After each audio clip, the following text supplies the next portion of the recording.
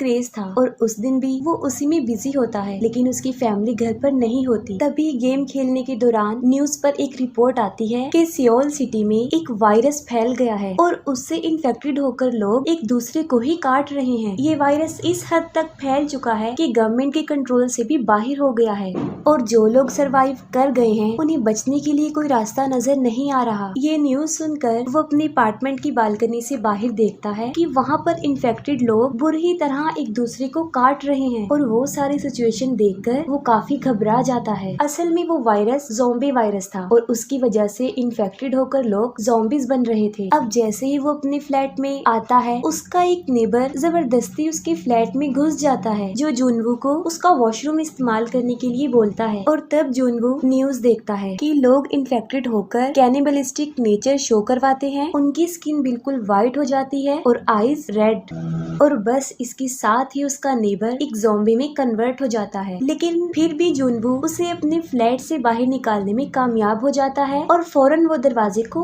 बंद कर लेता है। जुनवू को उसकी फैमिली का मैसेज भी आता है कि क्या वो ठीक है, और एक मैसेज आता है स्टे अलाइव। वो एक स्टिकी नोट पर अलाइव लिखता है और उसे अपने पेरेंट्स की पिक्चर पर चिपका देता है और ये वो एज अ मोटिवेशन करता है। जुनवू खुद को फ्लैट के अंदर ही बंद कर लेता है और मेन डोर पर fridge as a barricade use करता है ताकि वो ज़ॉम्बी अंदर एंटर ना हो सके। हेल्प के लिए वो एक सेव नोट यानी स्टे अलाइव सोशल मीडिया पर अपलोड करता है ताकि कोई उसकी पोस्ट को पढ़ के उसकी हेल्प तो करे, लेकिन कोई भी उसकी मदद के लिए नहीं आता क्योंकि जहाँ पर वो रहता था वो सारा एरिया ही ज़ॉम्बीज की लपेट में आ गया था। ये सब कुछ उसने एक ड्रोन के जरिए पता लगवाया था जब उसके पास सिग्नल अवेलेबल थी। उसके मोबाइल फोन की बैटरी भी डेड हो चुकी थी। नेबरहुड में ये वायरस तेजी से फैल चुका था और सब लोग ज़ॉम्बीज बन गए थे। इन ज़ॉम्बीज की एक खास बात ये थी कि ज़ॉम्बी बनने के बावजूद भी अपनी डेली रूटीन की सारी हैबिट्स याद रखती थी, जैसे कि सुनना, देखना,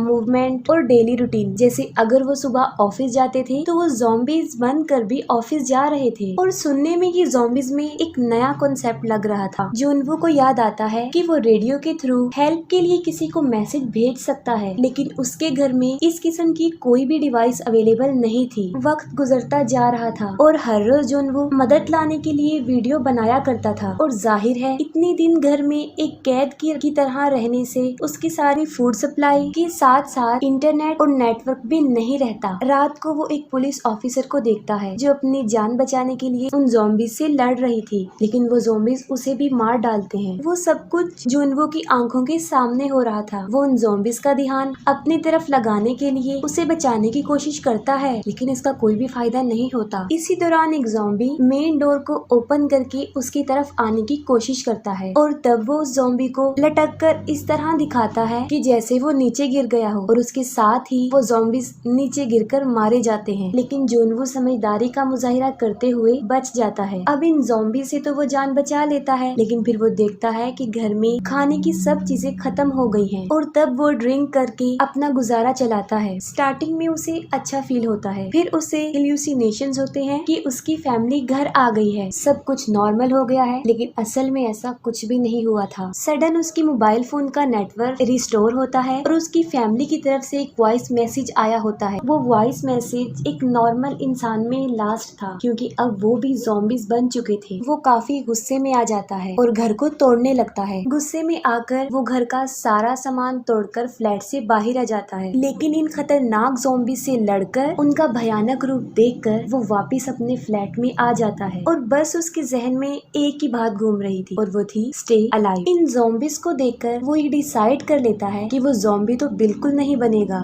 ये सोचकर वो खुद को फांसी लगाकर सुसाइड करने वाला था और तभी कोई सामने वाले फ्लोर से एक लेजर लाइट की मदद से उसे बचा लेता है। वो उठकर देखता है तो उसके सामने वाली बिल्डिंग में एक और सर्वाइवर बची थी जिसका नाम किम यूबिन था। वो दोनों डेली सिग्नल्स के थ्रू बातें किया करते थे। यूबिन ने अपने घर के मेन डोर पर एक ट्रैप भी लगाया था जिसके अंदर एक ज़ॉम्बी फंस जाता है और मौके का फायदा उठाकर यूबिन उसे मार डालती है। यूबिन एक अच्छी लड़की थी, वो किसी को ज़ॉम्बी मारना नहीं चाहती थी, लेकिन सिचुएशन कुछ ऐसी थी कि उसे उस ज़ॉम्बी को मारना पड़ा, क्योंकि अगर वो उसे न मारती तो वो शायद उसे मार डालता। यूबिन देखती है कि जुनवो काफी दिन से भूखा है, तो वो उसे खाना देने के लिए एक रस्सी को बांधकर उसके अपार्टमेंट में फेंकने की कोशिश करती है, लेकिन जिस बॉल के जरिए वो रस्सी को उस फ्लोर तक फेंक रही थी वो वहाँ पहुँचने की बजाय नीचे गिर जाती है। तब जुनवो अपना ड्रोन भेजता है और ड्रोन के जरिए उन दोनों के बीच एक रस्सी बांध दी जाती है और जुनवो तक खाना पहुँचाया जाता है। उसके बाद एक ज़ॉम्बी